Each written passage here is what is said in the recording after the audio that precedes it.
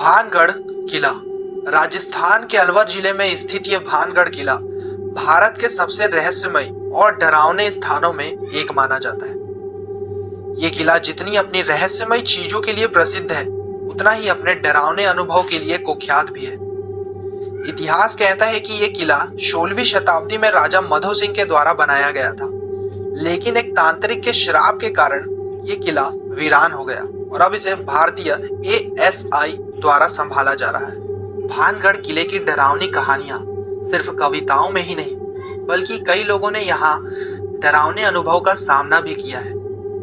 कहा जाता है कि शाम होने पर इस किले में जाना मना है, क्योंकि कई लोगों के साथ यहाँ डरावनी घटनाएं घट चुकी हैं। आज मैं आपको 2017 में घटी एक सच्ची घटना के बारे में बताने जा रहा हूँ, जिसमें दिल्ली से आए कुछ दोस्तों के साथ कुछ ऐसा हुआ जिसे वे जिंदगी भर भुला नहीं सके।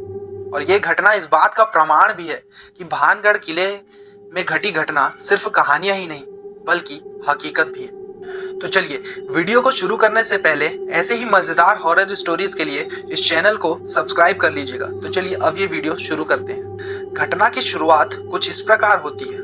2017 की गर्मियों में दिल्ली से 5 दोस्त अमित, सौरभ, नील, नितिन और कविता राजस्थान घूमने आए थे। वे सभी एडवेंचरस लवर थे और रहस्यमय जगहों को एक्सप्लोर करने का शौक रखते थे।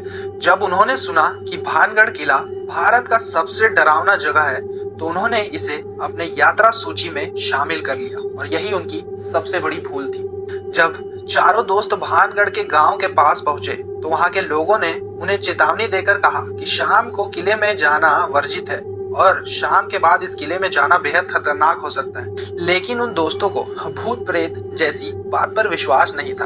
उन्होंने सोचा कि ये वहाँ के लोगों की मनगढ़ंत कहानियां हैं, ताकि वे उन्हें किले के अंदर जाने से रोक सकें।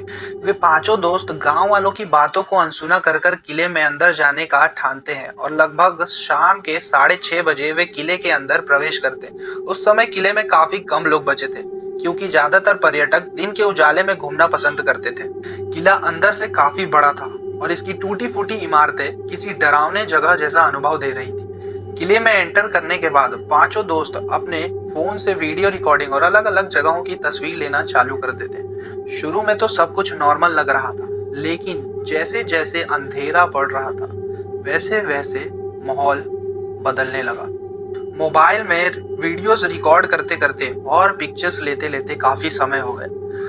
रात के लगभग 7:30 बजे जब वे किले के कोने में खड़े होकर मजाक कर रहे थे, तभी उन्होंने एक अजीब सी आवाज सुनी, जैसे कि कोई पत्थरों पर चल रहा हो। अमित ने आवाज सुनकर सोचा कि शायद कोई जानवर होगा, और जब उसने टॉर्च की रोशनी जलाकर उस तरफ देखा तो कोई भी नहीं था। उन पांचों दोस्तों को काफी बेचैनी जैसी महसूस हुई, लेकिन वे फिर भी आगे बढ़ते रहे। थोड़ी दूर किले में आगे बढ़ने के बाद उनमें से जो लड़की कविता थी, उसने महसूस किया कि उसके पीछे पीछे मानो कोई चल रहा हो, और जब उसने पलटकर देखा तो उसके पीछे कोई भी नहीं था। उसे ये चीज इतनी डरावनी लगी कि ये बात उसने अपने चारों दोस्तों को तुरंत बताया, लेकिन किसी दोस्तों ने उसकी बातों पर यकीन नहीं किया और उसकी बातों को भ्रम बताकर और हंसकर टाल दिया।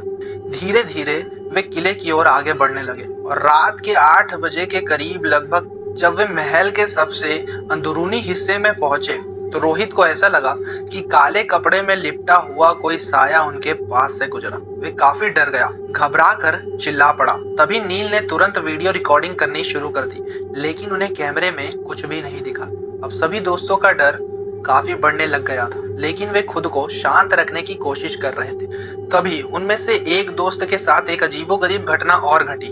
उनमें से जो दोस्त सौरभ था, उसे लगा कि उसके कंधे पर किसी ने हाथ रखा, और जब उसने पीछे मुड़कर देखा तो उसके पीछे कोई भी नहीं था। सौरभ काफी डर गया था। सभी के साथ अजीबोगरीब घटनाएं चालू हो गई थी। तभी उन्हें एहसास होता है कि किले में अंदर आकर उन्होंने बहुत बड़ी गलती कर दी और तुरंत वहां से निकलने की कोशिश करने लगते हैं। सभी दोस्त किले के मेन गेट की ओर भागने लगे और जैसे ही वे सीढ़ी के पास पहुंचे, अचानक हवा बहुत ठंडी चलने लगी और तभी उन्हें एक अजीब सी सिरसिराहट सुनाई देने लगी।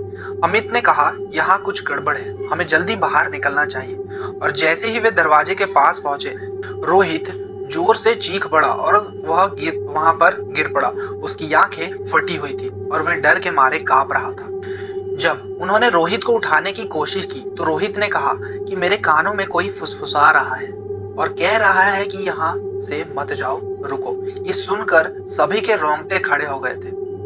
किसी तरह वे रोहित को उठाकर भागते हुए किले के बाहर पहुंचे और बाहर आते ही हवा काफी नॉर्मल हो गई, लेकिन रोहित अब भी बहुत डरा हुआ था और वह कुछ भी बोल नहीं पा रहा था।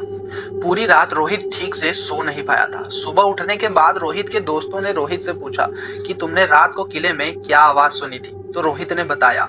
किसी ने रोहित की कान में धीमी आवाज में कहा कि तुम यहाँ के नहीं हो, इस किले से भाग जाओ वरना मारे जाओगे। ये रोहित की ये बात सुनकर सभी दोस्तों की हालत काफी खराब हो गई और उन्होंने तुरंत यहाँ से निकलने का प्लान कर लिया और वे तुरंत यहाँ से दिल्ली की ओर वापस निकल। दिल्ली पहुंचने के बाद भी रोहित का हाल काफी बेहाल रहा और उसे अजीबोगरीब सपने आने लगे। वे कई दिनों तक बीमार था। उसे महसूस होता था कि कोई उसे देख रहा है और कभी कभी उसे वही फुसफुसाहट उसके कानों में सुनाई देती जो उसने किले में सुना था। परिवार वालों ने इस बात पर काफी ध्यान दिया और रोहित को एक तांत्रिक के पास लेकर गए। तांत्रिक ने कहा कि रोहित पर किले की नकारात्मक ऊर्जा का प्रभाव पड़ा है। कई पूजा पाठ करने के बाद रोहित ठीक तो हो गया, लेकिन जब भी वे इस घटना को याद करता उसकी रूह कांप जाती। आज भी जब वे पांचों दोस्त इस घटना को याद करते तो उनकी रूह कांप जाती और उनके रोंगटे खड़े हो जाते। वे सभी मानते हैं कि भानगढ़ किला सिर्फ एक ऐतिहासिक जगह नहीं बल्कि एक श्रापित और डरावनी जगह है जहां बहुत सी अलौकिक शक्तियां मौजूद हैं।